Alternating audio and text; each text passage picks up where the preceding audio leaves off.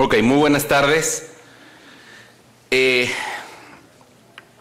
Vamos a cambiar un poco el tema con respecto a lo que hablamos esta mañana y vamos a conversar sobre algunos aspectos generales de la enfermedad cardiovascular, tratando de verlos desde un punto de vista tal vez un poco diferente al que usamos tradicionalmente.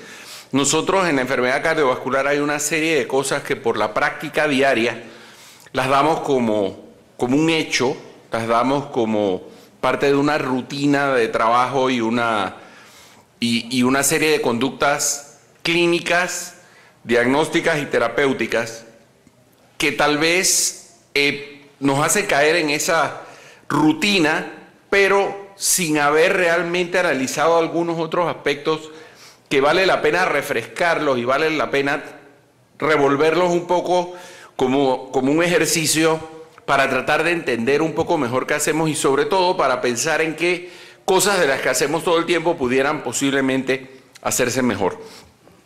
Para dar una idea, estos son números de enfermedad coronaria en América Latina.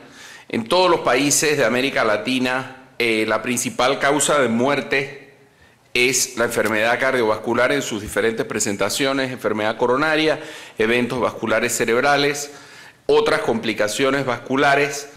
Cuando uno las pone todas juntas, siendo al final todas manifestaciones de una misma enfermedad en diferentes territorios vasculares, nosotros encontramos que es por mucho la principal causa de muerte en nuestros países, como en la mayor parte del mundo. Entonces a pesar de eso, hay una serie de cosas que hacemos nosotros en el manejo de la enfermedad cardiovascular que pueden ser modificadas y que posiblemente son paradigmas y conceptos que pudiéramos ir modificando en el tiempo para hacer mejor las cosas para nuestros pacientes. No solo para nuestros pacientes, sino para nosotros mismos. Estos son los 6 temas que vamos a mencionar hoy. Vamos a ir viéndolos uno por uno y son cosas que parecen, muchas de ellas son cosas muy comunes, pero van a ir viendo que muchas de ellas tienen una otra forma de verse de ver el abordaje que le vamos a hacer para los pacientes. Primero es el concepto tradicional de prevención primaria y prevención secundaria refiriéndonos a la enfermedad cardiovascular. La enfermedad cardiovascular es una enfermedad que ocurre a lo largo del tiempo. Cuando nosotros tenemos un paciente con factores de riesgo, ese paciente comienza a desarrollar ciertas alteraciones a nivel de su sistema vascular, de sus arterias, a depositar colesterol, a formar placas desde etapas muy tempranas en la vida. Sin embargo, nosotros por una convicción, tal vez en buena parte epidemiológica, nosotros hemos hecho una diferenciación entre lo que es en medicina la prevención primaria y la prevención secundaria. Y nosotros definimos como prevención primaria aquel paciente en quien nosotros vamos a tomar ciertas medidas para tratar de evitar que aparezca la enfermedad, mientras que en prevención secundaria tenemos las intervenciones que vamos a tomar en un paciente que ya tiene la enfermedad para tratar de controlarla. Si nosotros vemos la enfermedad cardiovascular como un evento que ocurre a lo largo de la vida, nosotros vamos a tener un momento en el cual aparece lo que sería un accidente de placa. Llámese que en un determinado momento el paciente desarrolla angina, desarrolla un infarto de miocardio, desarrolla insuficiencia renal, desarrolla insuficiencia vascular periférica, tiene un aneurisma de la aorta o tiene un infarto o una muerte súbita. A partir de ese momento, nosotros calificamos al paciente como un paciente de prevención secundaria. Entonces, las guías que nos indican cómo tratar a estos pacientes, lo que nos dicen es que a partir de ese instante nosotros tenemos que comenzar a ser mucho más agresivos en el tratamiento. Tenemos que ser más agresivos en el tratamiento de los lípidos, de la glicemia, de la presión arterial, etc. Sin embargo, aquí la pregunta mágica es, ok, ¿cuál es la diferencia en la enfermedad de un paciente el día antes? Estamos hablando de la enfermedad sistémica, la enfermedad vascular. ¿Cuál es la diferencia que tiene la enfermedad de ese paciente entre el día antes de un infarto y el día después de un infarto?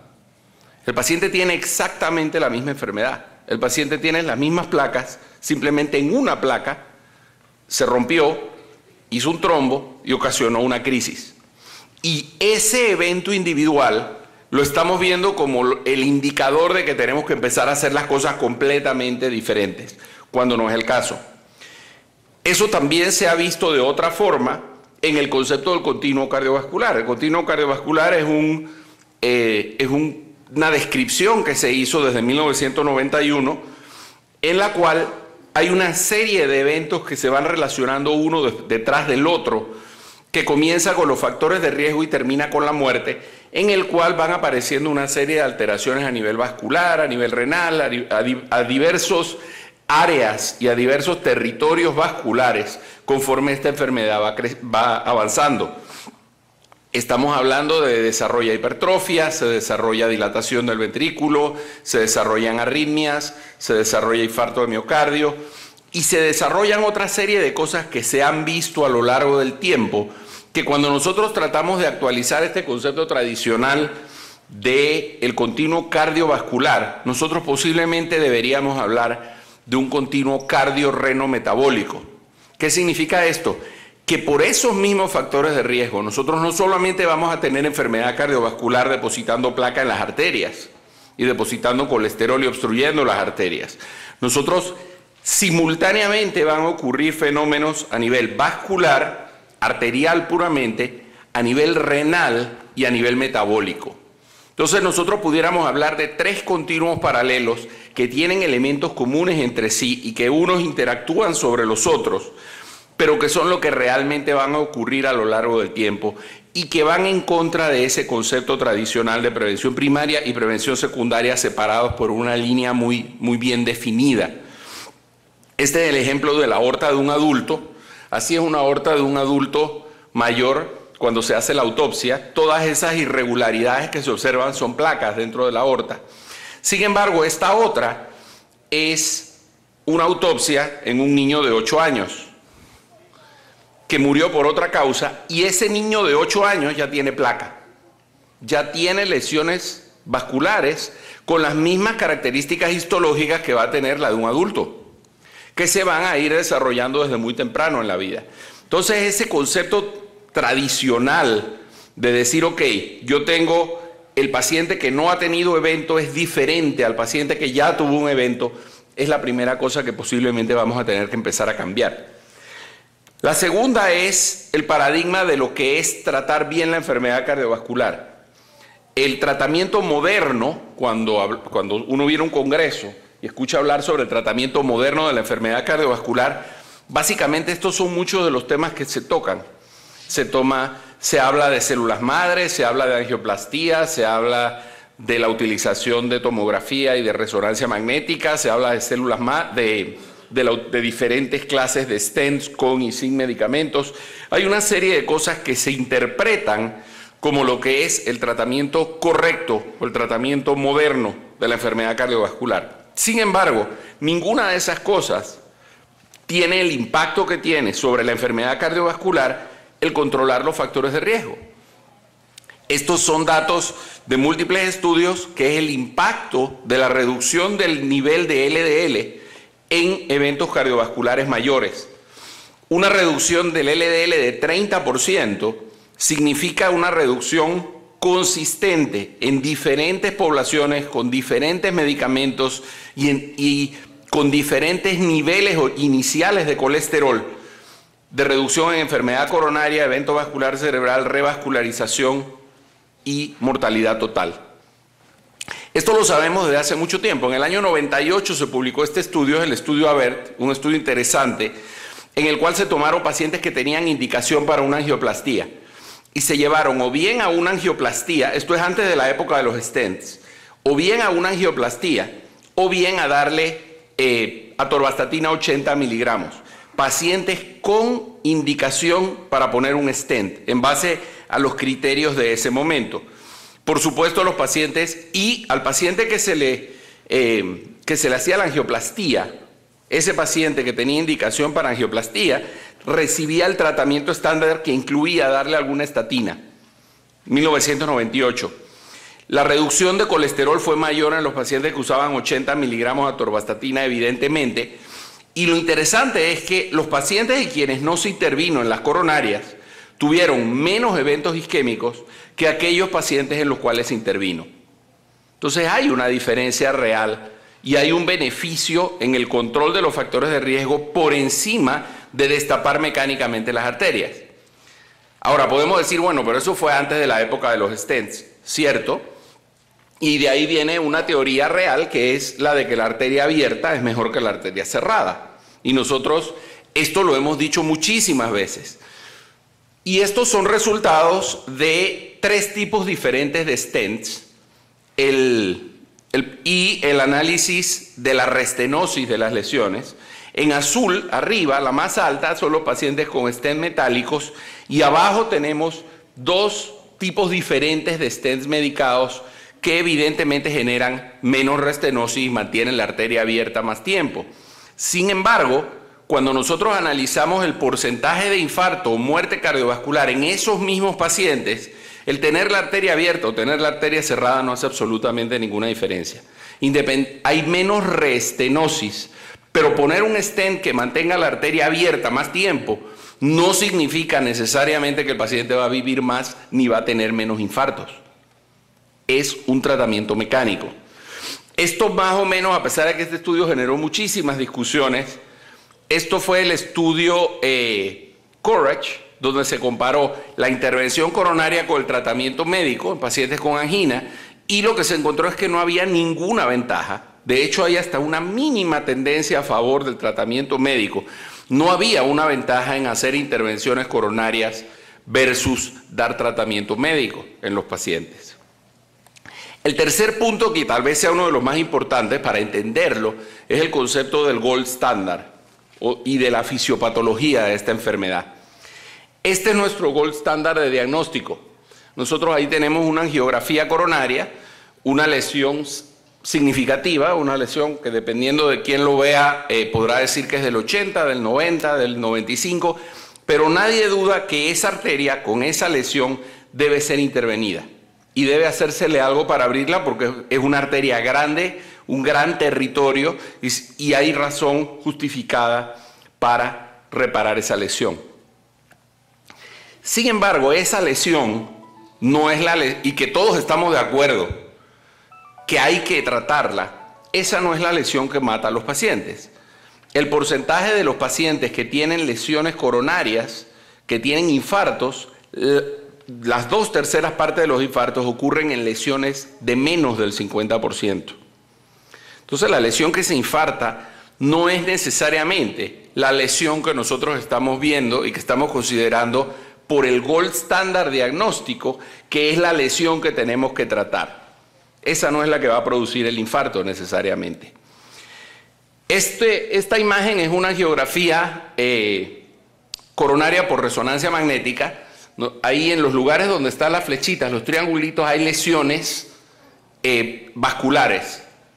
Si alguien tiene todo un día para estar metido en una máquina de resonancia y le sobran los $6,000 que cuesta esto, pueden hacerse una resonancia de todas las arterias del cuerpo y ver cómo las tienen. Hay una lesión en la carótida, hay una lesión en la renal, hay 2 lesiones en la femoral y hay una lesión en la poplitea.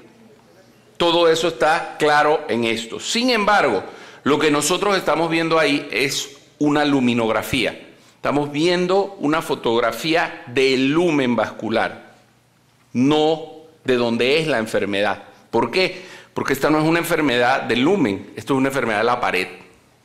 Lo que está enfermo en estos pacientes es la pared del vaso. Entonces, cuando nosotros medimos, por ejemplo, el score de calcio, nosotros sí estamos haciendo un análisis de qué está pasando en la pared del vaso, independientemente de que haya o no obstrucción. Cuando nosotros tenemos calcio y tenemos un score de calcio mayor de 400, tenemos evidentemente un aumento en la incidencia de eventos cardiovasculares porque hay mayor enfermedad. Entonces, esto es lo que es la comparación entre la teoría convencional, en la cual había una acumulación de placa que progresivamente iba obstruyendo el vaso. Esa es la visión convencional, o la que hoy en día sabemos qué es lo que ocurre, que es la contemporánea, en la cual esa acumulación de placa es excéntrica inicialmente. Inicialmente esa acumulación de placa es hacia afuera y no necesariamente va a producir una obstrucción importante.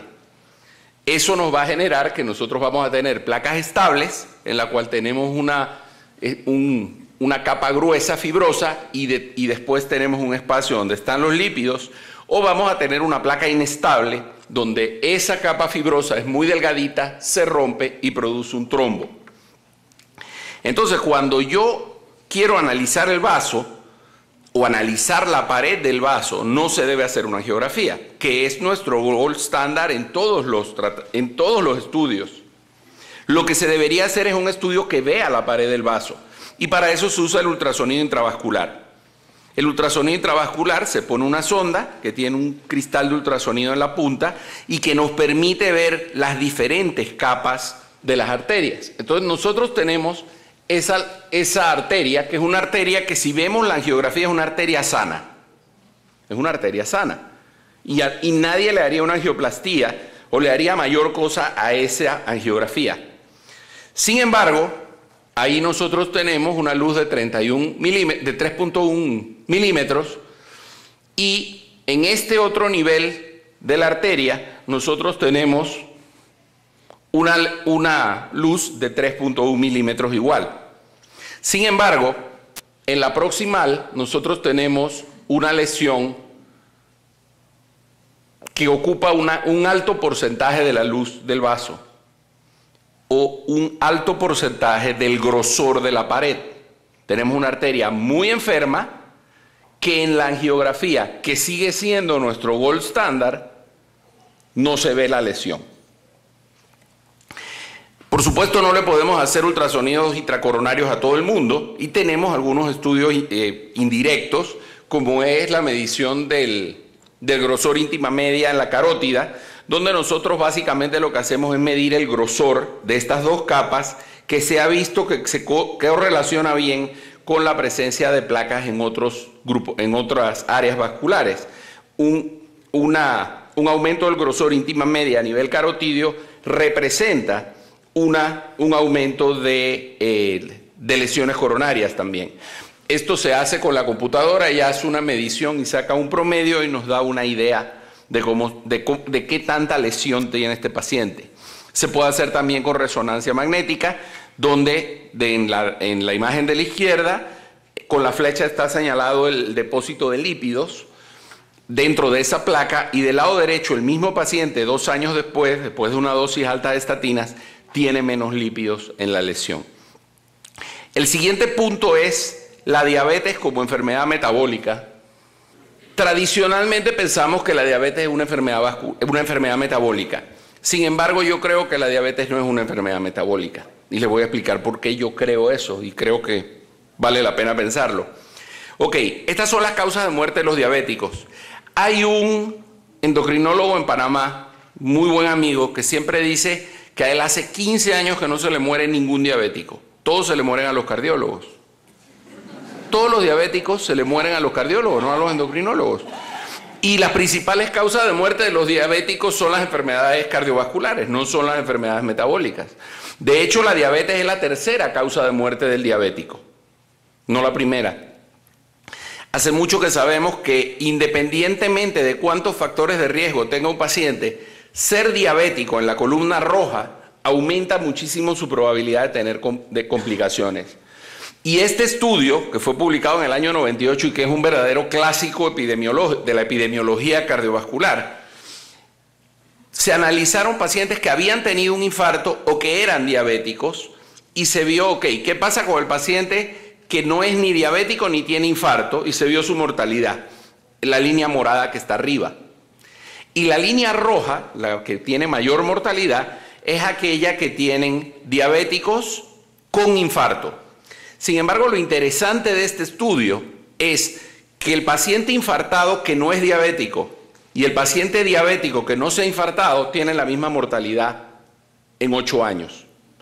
A partir de este momento se comienza a considerar al paciente diabético como un paciente de prevención secundaria, porque es un paciente que su probabilidad de tener un infarto es igual al de un paciente que ya se infartó. Lo que pasa es que los criterios diagnósticos tradicionalmente en la diabetes son glicémicos, los niveles de glicemia y de hemoglobina glicosilada y de la curva de tolerancia son los parámetros que nosotros utilizamos para hacer el diagnóstico de diabetes mellitus, no es otros factores. Sin embargo, en la fisiopatología de la diabetes, nosotros vamos a tener el diagnóstico y a partir de ese momento sabemos que vamos a tener complicaciones micro y macrovasculares. En el tiempo, antes de ese diagnóstico, comienza a haber un incremento gradual de la glicemia postprandial y de la glicemia en ayunas.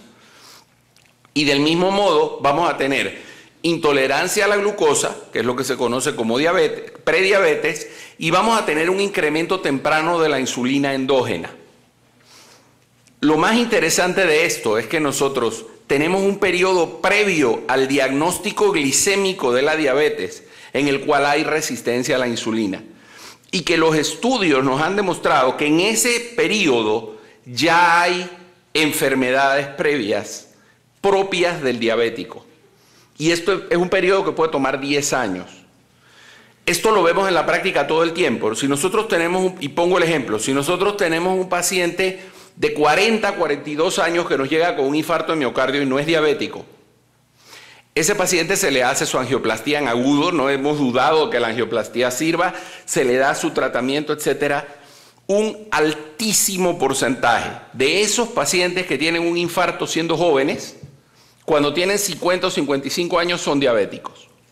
2 minutos. Eso, perdón.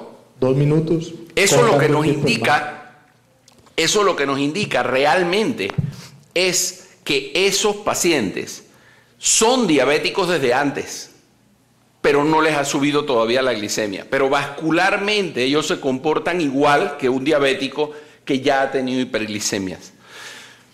¿Qué significa esto que va de la mano con el síndrome metabólico? Hay acumulación de lípidos a nivel abdominal y hay un proceso inflamatorio, hay resistencia a la insulina y hay un depósito anormal de lípidos en el corazón, en el hígado, en el páncreas y en diferentes tejidos. El siguiente punto son las guías. Las guías, todos estamos de acuerdo con lo que hay que hacer con las guías, se vienen publicando desde el año 70, están un poquito retrasadas las de hipertensión, se supone que el año que viene vamos a tener las de lípidos nuevamente. ¿Qué usamos hoy en día? Tenemos lo que yo le llamo el ATP 3.5, salió el ATP 3, hubo información y lo modificaron un poco, y lo que nos dijeron básicamente es que hay que tener el colesterol en menos de 160 todo el mundo, con un factor de riesgo o con 2 factores de riesgo. Lo ideal es que esté por debajo de 130, lo óptimo que esté abajo de 100, y si es un paciente que ya tuvo eventos o es diabético, menos de 70. Para lograr eso, nosotros no estamos haciendo lo correcto. Estos son datos de qué porcentaje de pacientes son realmente tratados cuando tienen la indicación, y estamos hablando que anda alrededor del 30, 40, 50%. En Europa solo el 50% de los pacientes con dislipidemia tienen menos de 200 de colesterol. En Latinoamérica, más parecido a nosotros, porque siempre usamos estadísticas europeas o americanas, esto es Latinoamérica, esto es México, vemos que los pacientes de bajo riesgo llegan a la meta más fácilmente, pero los pacientes de alto riesgo, el 70% de los pacientes no han llegado a la meta de lípidos. Canadá, un país donde la medicina es socializado, lo usamos de ejemplo, todo está organizadito, les dan a los pacientes la medicina. Del 55% de pacientes que tienen un perfil de lípidos con indicación de necesitar estatinas, el 42% lo reciben, estatinas. Pero solamente el 7% tiene el LDL por debajo de 100. El otro 93% no está controlado. Un país donde todo teóricamente funciona. Cuando el paciente nos llega a la clínica, esto es tomado de expedientes. El paciente, al 52% que no tienen valores en la meta después de darles estatinas, al 55% se le manda a la casa sin hacer ningún cambio en la dosis. Y no ha llegado a la meta. Hay un perfil de lípidos que nos indica que no llegó a la meta y al paciente lo mandan para la casa con la misma dosis de estatinas. Esto es culpa nuestra. Esto no es culpa de más nadie. Este es un error de los médicos. Y cuando se hacen encuestas, el 95% de los médicos se saben las guías. pero entonces ¿por qué solo el 18% de los pacientes están en las metas? Y una de las razones es que trabajamos con dosis subterapéuticas. Lo que hacemos nosotros cuando nos llega al paciente es ver el perfil de lípidos, ver qué tanto riesgo tiene, definir cuál es su meta de colesterol LDL o de colesterol no HDL cuando tiene los triglicéridos altos y calculamos la reducción. Un ejemplo de esto, ¿cómo sería? Ok, yo tengo un paciente de 60 años que tuvo un infarto, es diabético y es hipertenso. Tiene el LDL en 148 y la meta tiene que ser 70. Estamos de acuerdo.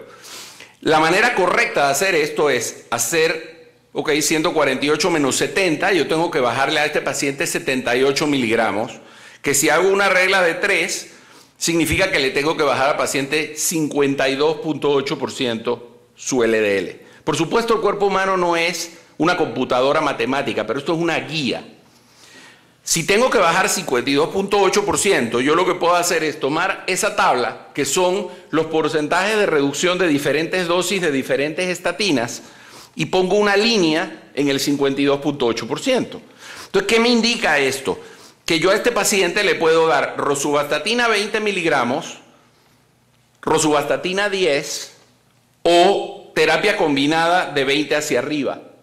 Pero a este paciente no tiene ningún sentido que yo le dé 20 miligramos de simvastatina o 20 miligramos de atorvastatina porque no voy a llegar a la meta. Entonces, este es un método matemático muy simple para tratar de buscar qué dosis voy a usar para comenzar. Después de eso es ensayo y error.